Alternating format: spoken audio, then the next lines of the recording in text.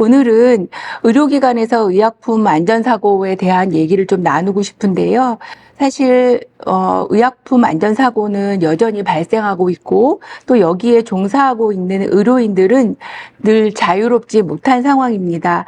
이에 환자 안전사고를 적극 해결해 보고자 2020년도에 의료기관 평가인증원이 중앙 환자안전센터를 설치한 데 이어 병원 약사들도 여기에 동참하고자 구체적이고 영향력 있는 활동을 기획하면서 2023년도에 환자안전약물관리센터를 설립하였습니다. 지난 3월에는 병원 약사와 데일리 메디가 함께해서 병원 약사가 합니다. 환자 안전이라는 주제로 1차 자대회를 개최한 바가 있고요. 오늘은 환자 안전 약물 관리 우리 모두 함께해요라는 주제로 자담회를 갖고자 합니다. 좌담회 좌장을 맡은 이상일입니다. 아마 지금 저는 현재 울산대학교 의과대학에서 교수로 근무를 하고 있고요. 제가 과거에 대한환자안전학회 회장을 역임한 바가 있습니다. 그래서 환자 안전 문제에 관해서 이제 그런 과거 경험이 있기 때문에 아마 오늘 그런 이유로 해서 이 자리에 저를 좌장으로 이렇게 추천을 해 주신 것 같습니다. 오늘 좌담의 전체적인 주제는 환자 안전 약물 관리예요. 우리 모두 함께 해요라고 하는 주제를 가지고 오늘 좌담회를 하도록 하겠습니다. 그래서 주제 발표는 한국병원약사회 환자안전 약물관리센터의 부센터장을 맡고 계신 서울 성모병원의 윤정인 선생님께서 발표를 해주시겠고, 그 발표가 끝나고 난 이후에 윤정인 선생님과 그다음에 네 분 토론자를 모시고 패널 토론을 하도록 하겠습니다.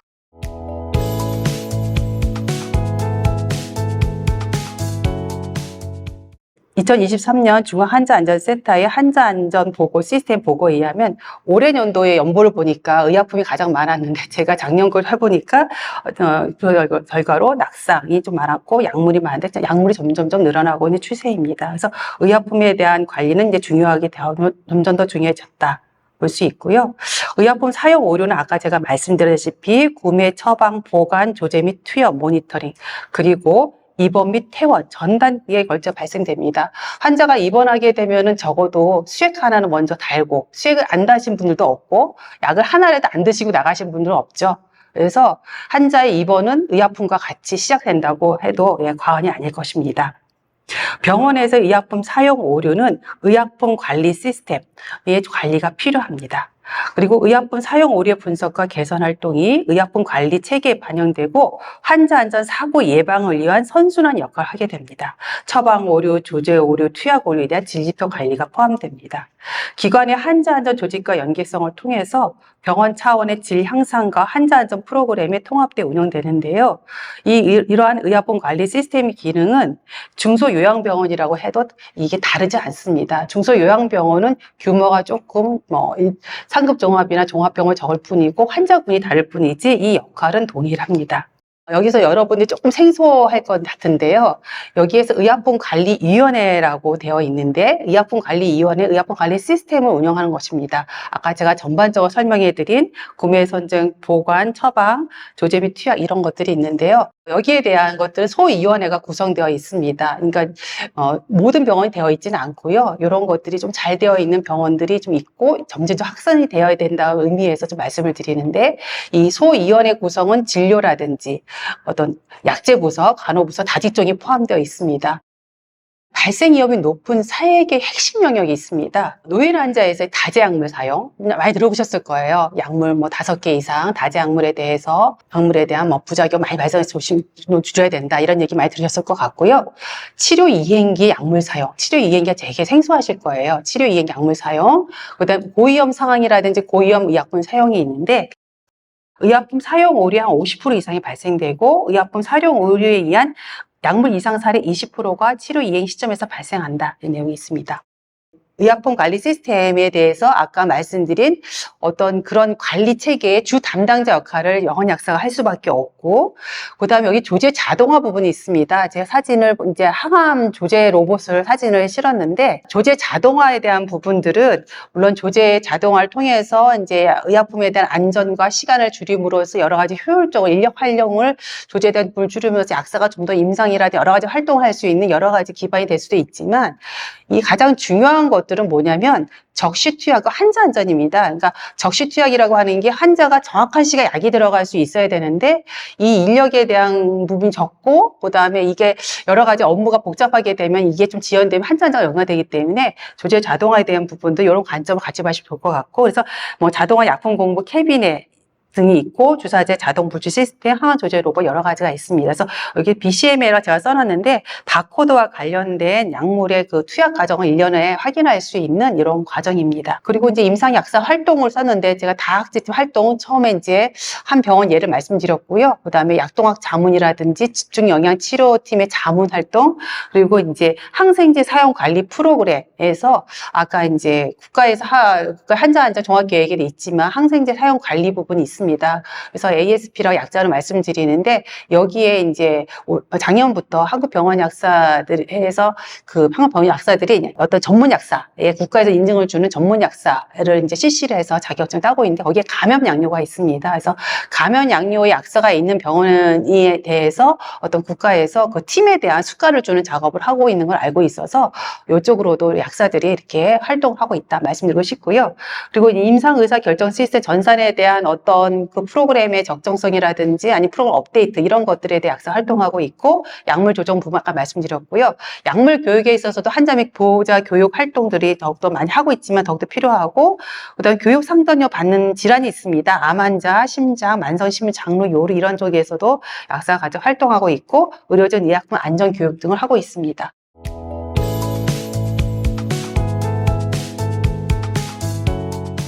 약사가 환자 안전 전담 인력으로 활동할 수 있는 제도적 지원을 했으면 좋겠다. 사실 이제 환자 안전 전담 인력으로는 약사가 포함되어 있습니다. 약사, 의사, 간호사 포함되어 있고요.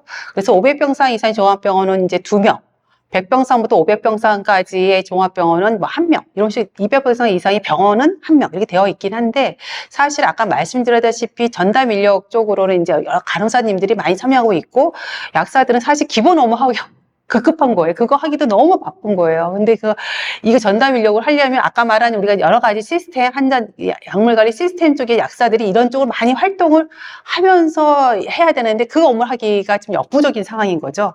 그래서 이런 쪽으로 좀 제도적 지원이 필요하지 않을까 싶은 의견을 가져왔고, 그 다음에 이제 의료인 평가 인재 중앙안전센터 쪽으로는 약물로 인한 환자 안전 사고가 증가되고 있는데, 중앙안전센터 내에 약물 관련 약사 전문가 자문 조직 신설했으면 좋겠다. 사실은 이제 약사 포함되어 있습니다. 뭐 지금에도 분석 한류 그룹에 약사 포함되고 여러 약사 포함되어 있지만 조금 더 확대된 어떤 그런 전문가 자문 조직에 대한 부분이 검토가 필요하지 않을까 싶어서 의견을 좀 드리고요.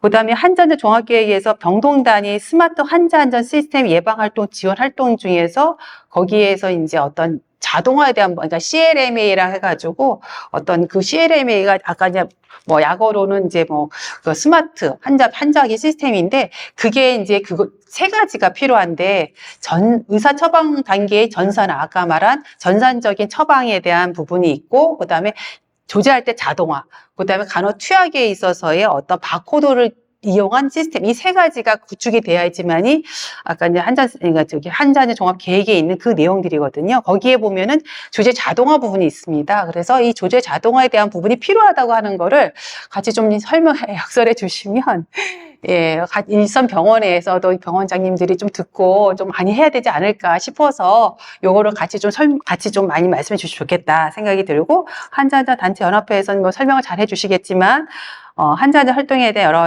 같이 참여 활동이 필요할 것 같고, 환자 입장에서의 약물 관련 개선이 필요한 사항에 대해 말씀해 주시면 좋을 것 같습니다. 기타 이제 가장 이제 의견이 많이 들어온 게, 제가 이제 센터 만들면서 어떤 포장에 대한 여러 가지 요청사항이 많이 들어온다. 그 내용들이 의약품 허가 단계에서 사용자 오류 예방을 위한 어떤 상품명, 용량 표기, 포장 등 전반적인 이 가이드라인, 오류를 예방할 수 있는 가이드라인이 좀 필요하지 않을까. 이런 가이드라인이 그래서 의견을 가져왔고, 그 다음에 이제 의료기관에서 지천약 식별할 때 내가 먹는 한윤의 서비스에서 환자 동의 절차가 지금 응급실에서의 환자 빼고는 병동에서 이 환자들에 대한 이거를 사용하려면 환자한테 다 동의를 받고 환자가 들어가서 본인이 동의받고 이 과정 거쳐야 되는 실제로 어렵거든요. 환자 입원해서 이 동의 절차를 받는 게 되게 어렵습니다. 그래서 이거 사용을 거의 못하고 있어서 이런 규제 완화에 대한 것들이 좀 필요하지 않을까. 예. 그래서 아까 말한 어떤 입원시 지참약 식별할 때 이 치료 이행기 약물 안전을 위해서는 이런 쪽으로 어떤 규제 완화 방안이 좀 필요할 것 같아서 요청 사항 몇 가지 정리해 왔습니다. 이상 발표 마치도록 하겠습니다.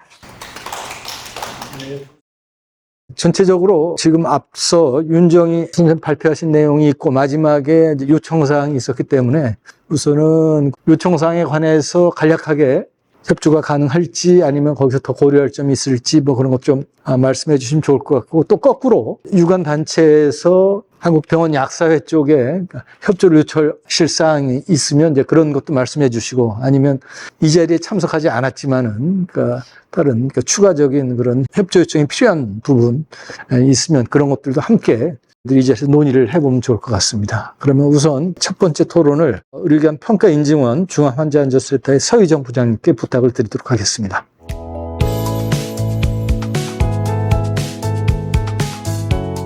사실 22년도 통계연보에서부터 이제 1위의 환자안전 사고로 지금 대두가 되고 있습니다. 그래서 실제로 이번 종합계획을 세울 때에는 국내 환자안전 사고 현황도 저희가 고려를 했지만 WHO에서 지금 얘기하고 있는 글로벌 페이션 세이프티 액션 플랜에서도 이 의약품 관리에 대한 부분들을 굉장히 강조하고 있는 부분이어서 저희가 종합계획의 한 큰 꼭지로 들어갔다라고 봐주시면 되고, 따라서 지금 말씀하신 이런 계획 안에 들어있는 세부 내용들은 이 종합계획에 참여를 하셨던 전문가들께서 모두 요구를 같이 하셨던 내용이라고 판단해 주시면 될 것 같습니다. 그래서 말씀하신 이제 뭐 전산 처방, 조제 자동화, 바코드 시스템 이러한 것들은 실제로 의료기관 안에서는 큰 비용이 드는 내용들이어서 이것들이 종합병원 이나 큰 대학병원 위주로만 이제 일부 시행이 되고 있고, 실제로 작은 중소병원에서는 하고 있지 못한 현실이 있기 때문에 그러한 것들을 좀 더 확대하는 방안에 대해서 종합계획에 담겨져 있다라고 판단해 주시면 될 것 같고,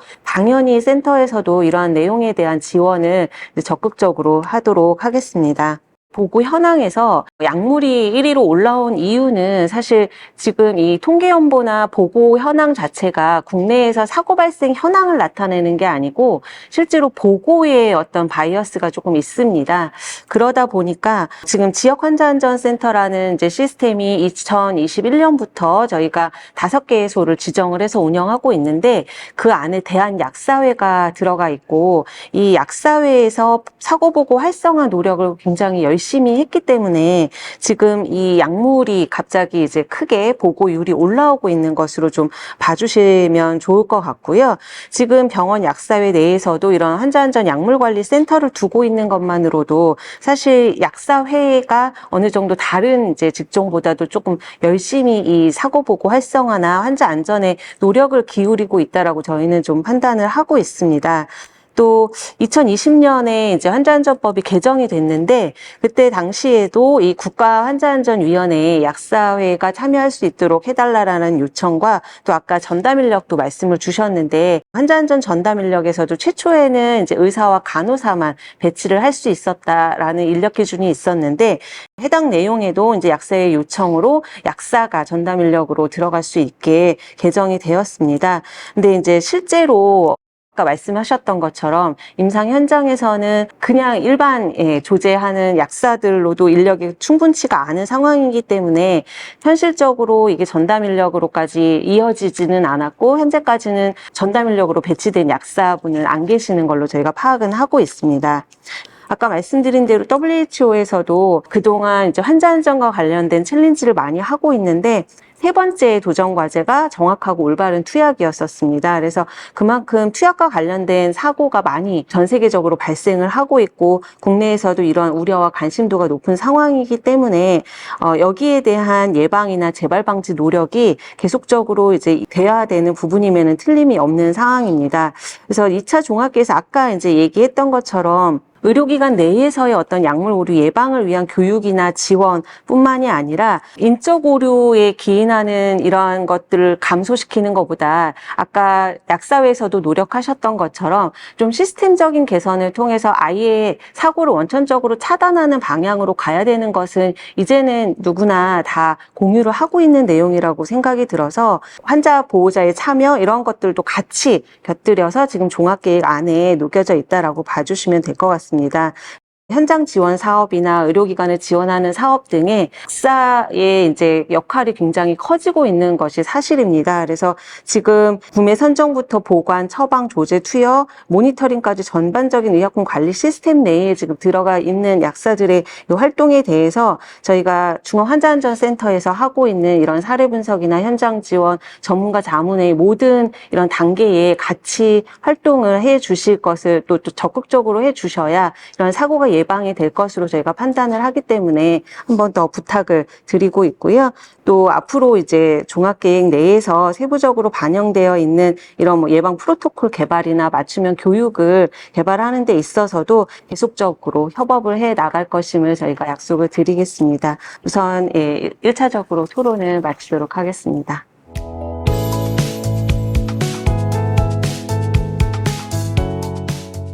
저는 CRPS라는 극심한 통증을 앓고 있는 환자이며 많은 CRPS 환자들이 산통을 넘나드는 여러분이 상상도 못하는 고통을 느끼고 있는 게 현실입니다. 우리들에게는 저희 CRPS 환자들에게는 마약성 진통제가 선택이 아닌 필수입니다. 하지만 마약성 진통제는 오남용이 경우 극도로 위험하며 정부에 통제하는 것에 대해서는 저희는 아무런 의견이 없거든요. 근데 저희가 임상적인 적정성을 따진 빈도와 분량의 마약성 진통을 사용하며 전문의와 판단하여 정부가 규제가 조화를 이루어져야 한다고 생각합니다. 그러나 지금 전문의와 정부가 이어지는 조화가 무너진 상태라고 저희는 보고 있습니다. 지금의 오남용 사태에 대해 정부는 전문의와 과오나 악의에 의한 것으로 생각하시는 것 같습니다. 그러나 많은 오남용은 실제 환자들이 하고 있습니다. 현재 시스템으로는 환자들이 작정하고 하루에 여러 번 마약성 진통제를 처방받으려 들면 의료인 입장에서는 막을 방법이 없습니다. 그래서 저는 이 자리에서 4가지의 제안을 좀 드리고자 합니다. 첫 번째는 우선 마약성 진통제 및 전문의약품에 대한 동의서가 필요하다고 생각합니다. 마약성 진통제 및 전문의약품의 이용에 대한 고지 및 불법 유통 시 처벌받을 수 있다는 내용이 꼭 들어가서 환자 및 일반 시민에게 인식 강화를 통해 안전을 조금이나마 확보할 수 있다고 생각을 합니다. 두 번째는 마약성 진통제와 전문 의약품에 대한 교육이 필요하다고 생각합니다. 아까 얘기를 하셨는데 환자만 교육을 해서는 될 문제가 아니고요. 여기서는 환자 및 가족 대상의 교육이 꼭 필요하다고 생각합니다. 왜냐하면 집에서 오남용을 할 수 있게 도와주는 게 가족일 수도 있거든요. 환자만이 원하면 약을 계속 줘야 될 입장이기 때문에 가족 교육은 필수라고 생각을 합니다. 세 번째는 의료인이 환자 방문 교육을 해야 된다고 생각을 합니다. 그러니까 환자가 처방을 받은 약에 대해서 보관을 어떻게 하고 복용을 어떻게 해야 되는지를 의료인이 확인할 수도 없고 위험하다고 생각하는 환자에 대해서는 의료인이 직접 방문해서 환자의 상태라든지 가족이 어떻게 약을 처리를 하는지에 대해서 꼭 교육이 필요하다고 생각하고 정부에서는 실질적으로 가능한지 아니면 시범 사업이라도 가능한지에 대한 논의가 필요하다고 생각을 합니다. 네 번째는 가장 큰 문제이기도 하는데요. 마약 진통제에 대한 수거 사업이 필요하다고 생각합니다. 현재 마약성 진통제 수거 사업은 한시적으로 한 것으로 알고 있고요. 현재는 지금 마약성 진통제 수거 사업 진행되는 게 없습니다. 그러니까 불법 유통되는 혹은 사용하고 남은 마약성 증증에 대한 처리 시스템화를 시킬 수 있는 대안이기도 하다고 생각합니다. 최근 언론에 의하면 남은 의료 약에 대해서 그러니까 하수도로 방출되는 양이 급격히 늘어나고 있고 특히 마약성 진통제도 늘어나고 있는 걸로 알고 있습니다.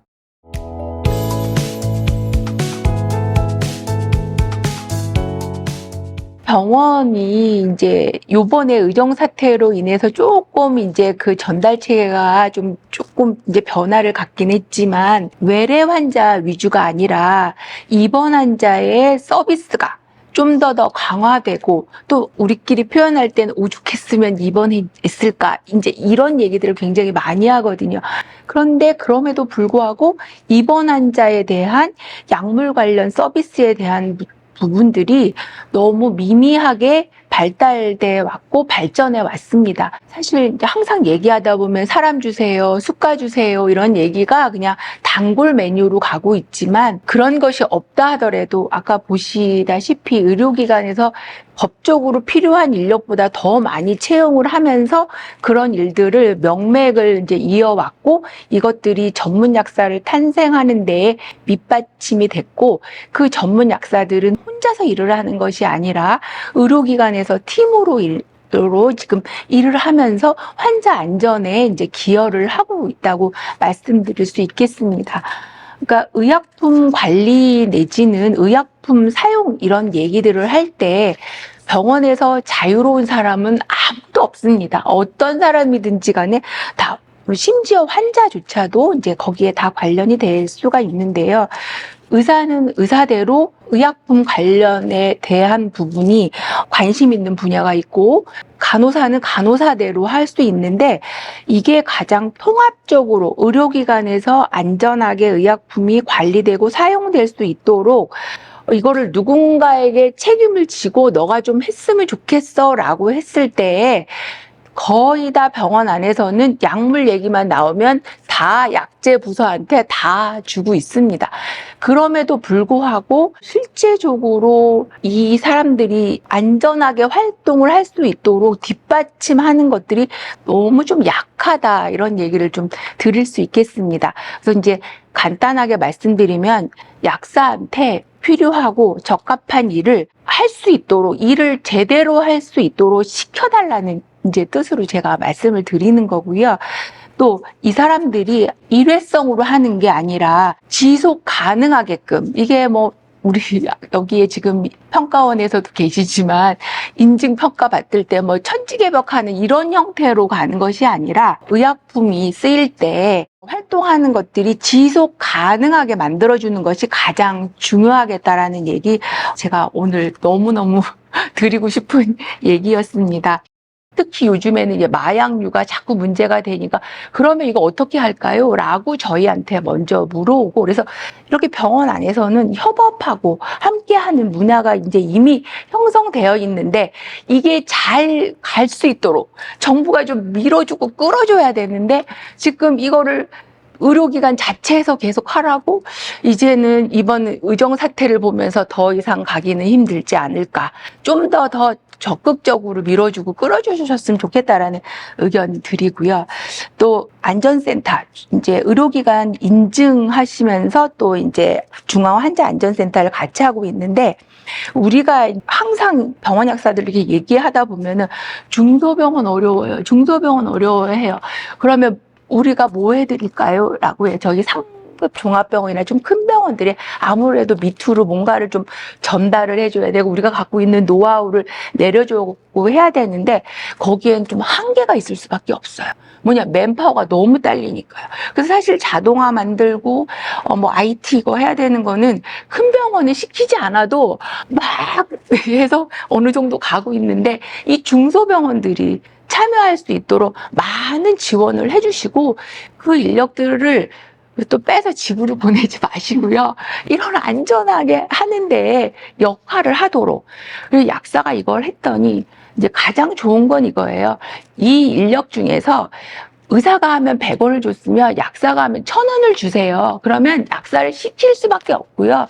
그 다음에 널스가 하면은 뭐 얼마를 이렇게 줬을 때 차별적으로 하면 하라고 해도 제일 잘하는 사람 시킬 수밖에 없거든요. 그래서 그런 쪽으로 조금 더 잘할 수 있는 쪽으로 유도해 주셨으면 좋겠다라는 말씀 다시 드리고요.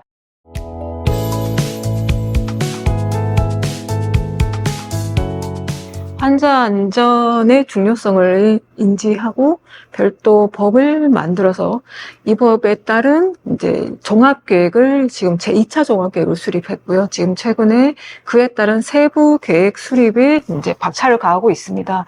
그 많은 분야 중에 지금 오늘 여기 참석하신 여러분들의 관심사는 이제 병원 내, 의료기관 내 약물의 안전 또는 병원이 아닌 곳에서의 약물 안전 관리 등에 대해서 좀 더 깊이 있는 고민을 하시는 거라고 이해하고 있습니다.